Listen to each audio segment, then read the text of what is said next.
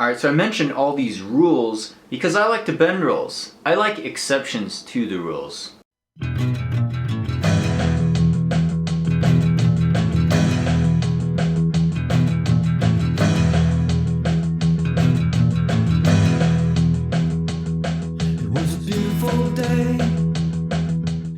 Hi there, Coach Sage Candy of SeedRunning.com here with another training talk. Today we're going to talk about cadence or stride rate. Now, I talk about this in pretty much every single running form video that we've done over the last decade, and you can check out the playlist, running form playlist, tutorials. We've got comprehensive running form, but we bring up cadence or how many steps you take in a minute, stride rate, because it's very important with reducing impact force, right? You take quick pitter-patter steps, and you're landing with less impact force with each step. Also, if you have a higher number, say it's 180 steps per minute, we'll get there in a bit, you're more likely to be activating your glutes more properly. You're not trying to reach out too much with a long overstride. Bring up the picture, cue the running form picture, overstride, nasty heel strike, jarring reactionary forces. That's called overreaching, overstriding. And so if you're running with, say, only 160 steps per minute,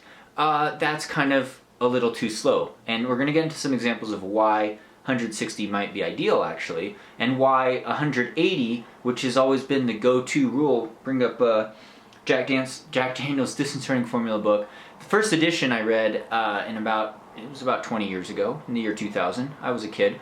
But it was released in the late 90s, Jack Daniel's Distance Running Formula book. They mentioned some studies where a lot of elite runners running between 5K race pace and marathon race pace were on average running close to about 180 steps per minute, and that was an ideal efficiency during a 5K or marathon race on a flat track or a flat road surface. So that's one of the examples I've seen of 180 steps being the golden number, the golden rule. But there's exceptions to the rule, and there's variations within that, and that's why I want to talk about in this video. But what we see as you approach 180 is it's pretty quick. It's a pretty quick beat, right? If we bring up the tempo in music, it's like da da da da da da da da, 180 steps a minute. You could count how many steps one foot takes in a minute, 60 seconds. Multiply by that by 2, that's your stride rate. A lot of watches, like I'm sponsored by Coros, they automatically take your stride rate just based on the impact force, the oscillation. It could tell how many steps you're taking per minute, kind of in real time, but also on what you might average during a 10-mile run or a 16K run, or even during a marathon race or something like that. So we could count our stride rate, and we must realize that there are individual variations within that. A lot of people ask me, okay, well, I'm over 6 feet tall, right? I'm 1.9 meters tall, or I don't know how many centimeters that is. I'm a taller type of person. Maybe is my stride rate going to be a lot slower because I have really long legs? Well, it could. It generally is. I will say that for taller people, it generally is. You also generally have more impact force because as you get taller, you also have bigger bones and you tend to weigh more. It's proportional to height. And a lot of elite marathon runners are actually shorter than someone like me. Maybe you're 5'6" or 5'7". That's for a guy. A lot of elite marathon runners are actually around that and they're very light. But some taller people, I think I'm trying to think of an example. Galen Rupp, for example, top U.S. marathon runner. He's about 5'11". So a little bit taller than me, maybe 6 feet. I don't know. He's pretty light, but he's on the taller side. So you don't necessarily have a slower stride rate just because you're taller. Generally, if you're on the shorter side, you probably have a faster stride rate than someone who's well over 6 feet tall. That is true, and so that's one individual variation. The other individual variation is your background in running. Maybe you're more of a sprinter type, you got fast twitch muscle fibers, you played ballistic sport like football or soccer or basketball or something like that, and you have a more explosive stride, more sprint power, and you kind of bound a bit more, a little more bounce, vertical oscillation.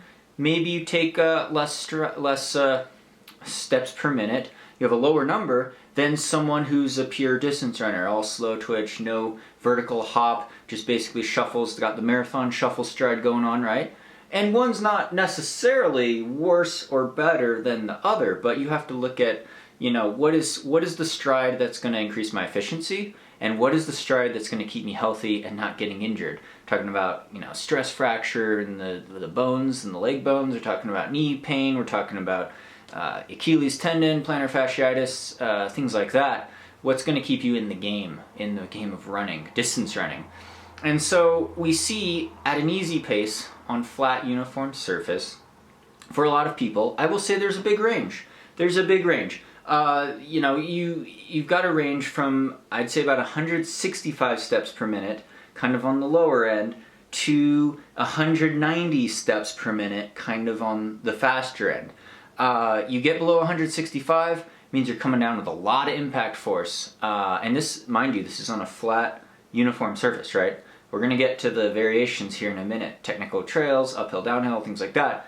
Running speed also is a factor. I'm going to get into that in a minute too. But flat uniform surface at around marathon race pace, or you know, if you're on a super easy run, it's generally going to be a little bit on the lower end of the spectrum, right? When I go out running, I'm usually around 170 steps per minute. Sometimes I'm tired, I'm only at 168 steps per minute. I'm usually not hitting 180 when I'm going out on my easy conversational pace runs that are 90 seconds per mile slower, or a minute per kilometer slower than my marathon race pace. When I ran my best Boston marathon, 2:19 at Boston, 16th place in 2015, I averaged almost exactly 180 steps a minute, and it was a little bit faster on the first half downhill. I'm going to get into the hills in a minute here, but you know, there is some variation even day to day, whether or not you're tired, whether or not you're doing what type of long run you're doing, if you're doing a faster tempo workout versus if you're doing 400 meter repeats on the track, or even something like hill sprints. And we'll get into the speed here in a minute. So what we see is, with an increase in speed, speed is a product of your stride rate or cadence multiplied by your stride length, or, you know, the distance you're covering. So speed is a product of, you know, distance covered in each stride times the frequency of each stride, right? So to increase speed, to run faster, we usually increase both. We start, you know, if you sprint 100 meters all out, 100 meter sprint, right, it's really fast, you're probably going to be moving your legs like a hummingbird really fast, right? Over 200 steps a minute, way over 200 steps a minute, maybe 220 steps a minute, 230 steps a minute, right? But not only are your legs going to be moving really fast, you're also going to be bounding really explosively, really fast, because you're not pacing yourself. You're going 100% all out, 100 meter sprint. And so your stride length is also longer. So you're just running fast, you're sprinting. But what we see, and this is a, you know, Better Training for Distance Runners co-book, we see this stride rate chart. What happens with the increase in speed is that stride length actually increases more than stride rate, proportionately. And that's what this chart shows here, is that the bigger factor, the bigger variation, the bigger difference comes in increasing stride length rather than increasing the stride rate. And that was going back to Jack Daniels' distance running formula book study, where he says, okay, you got people racing a 10K on the track versus people racing a marathon. They're racing the 10K a lot faster than their marathon, right? I'm gonna sneeze here. Holding back to sneeze, not gonna sneeze during this time. Holding back the sneezes. I don't want to spread the virus, right? I'm not sick, by the way. At least I don't think so. Anyway, so, but their stride rate doesn't change that much. Maybe racing the 10K on the track, I'm at 190 steps a minute, but then I'm racing a marathon quite a bit slower, and my stride rate's only 185 steps a minute, or 180 steps a minute. But what changed more was my stride length, proportionately. So the stride rate is more of a constant, so to speak. And yes, if you're sprinting 100 meters really fast, it's obviously going to probably be well over 200 steps per minute. And if you're on a really slow recovery jog, super easy run, super chill, slower than you normally go maybe, then maybe you're dropping down under 170, 165 steps a minute, right? It's hard to keep 180 steps a minute when you're going super, super slow. And that's okay, as long as your form doesn't change too much. But you get into doing a tempo run workout, or a quality long run, or even something like kilometer repeats on the track, and you're hopefully hitting around, kind of around that range of 165 steps per minute to 190 steps per minute. Obviously, if you're doing 400 meter repeats faster than 5K pace, maybe you're at 190 steps per minute. Whereas if you're doing kilometer repeats at 10K pace, you're maybe in the 180s, right? If you were in the 160s though, you might be too slow. Now the body is pretty good at kind of optimizing stride cadence, stride rate, and length given the effort that you have to run. Most people though, most beginner runners, I will say, probably overstride, and you would improve by trying to speed up your stride rate. Now you get over 190 though, and then we look into trying to get increase in stride length or power. But it's better to be on the faster side and to pitter-patter because we're reducing impact force. Now, the whole goal though is to increase your efficiency, and efficiency in distance running is often measured by, we call it running economy, or how much oxygen it takes to move your body a kilometer, or over a certain amount. It's a work output basically. So we're trying to increase efficiency so that you're not breathing too hard, you're not bonking when you run a marathon, you're not accumulating lactic acid too quickly in a 5K race, for example, or even a 1500 or mile race, right? So it's about optimizing that. If you tried to take a really long stride and bound really far, you'd probably start huffing and puffing and breathing too hard, and you'd be out of breath and tired.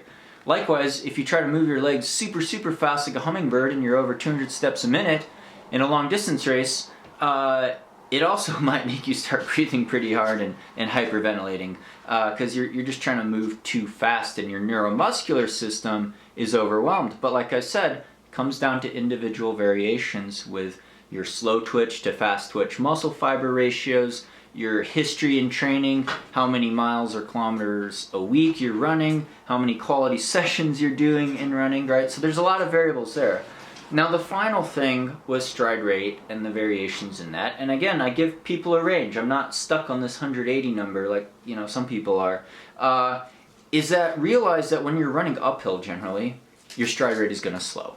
Partly because you're going slower, but it's also generally more efficient for people to have less vertical oscillation and to kind of just claw their way up the hill. Maybe you're even power hiking up a mountain, then your stride rate's probably really slow, right? It's probably not at 180. It might drop into the 160s very easily.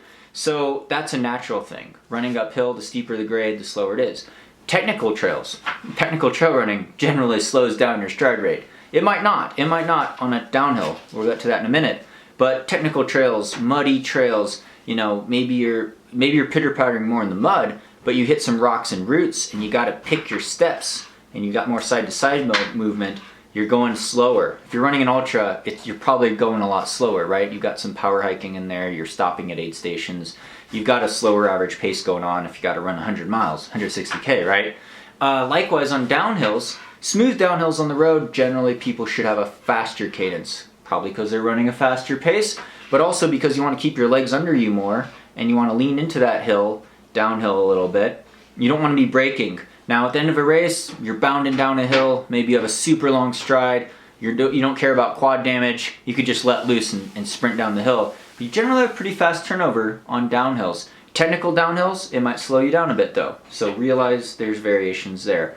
And like I said, there's variations with your height, with what type of muscle fibers you have, what relative speeds you are running. More advanced runners, more elite runners, like the study that Jack Daniels mentioned, generally get closer to 180 steps a minute. If you're more of a beginner runner, you don't have the cardiovascular fitness, or you don't have the aerobic base from a decade of high mileage weeks or years and years of training or experience, then you might be on the lower end of the spectrum. But realize that it is a spectrum, it is a range, and there are things that influence this.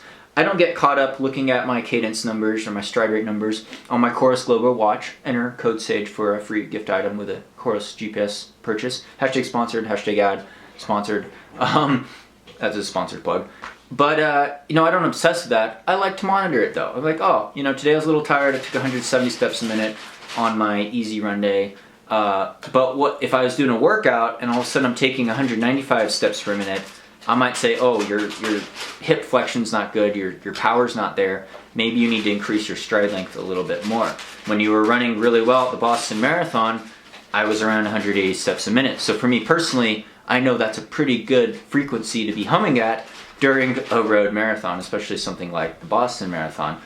So, you know, some of you got to experiment around with. Don't get obsessive. Don't lock into the numbers. It's not a set rule in stone, but it is a good metric for realizing that, hey, if I have too slow of a stride rate when I'm doing a race pace workout or a speed workout, then it means I'm probably coming down with a lot of impact force. And if you've gotten some injuries, you want to be re-examining things. If you don't get injured and you're staying healthy and fine, then you probably don't want to tinker around too much, right? So it's better that you just stay consistent, try to get that stride rate, try to land under your center of mass, reduce that impact force. Thanks so much for all your support here. Thanks to Patreon supporters for really making this possible. Again, check out the running playlist. We got more videos on this website, on this channel. You can subscribe on here. Check out the running forum playlist. Check out the training plan website, sagerunning.com. Coach Shandy and I sell training plans for any surface, any distance. And hope you're staying healthy and safe. See you next time.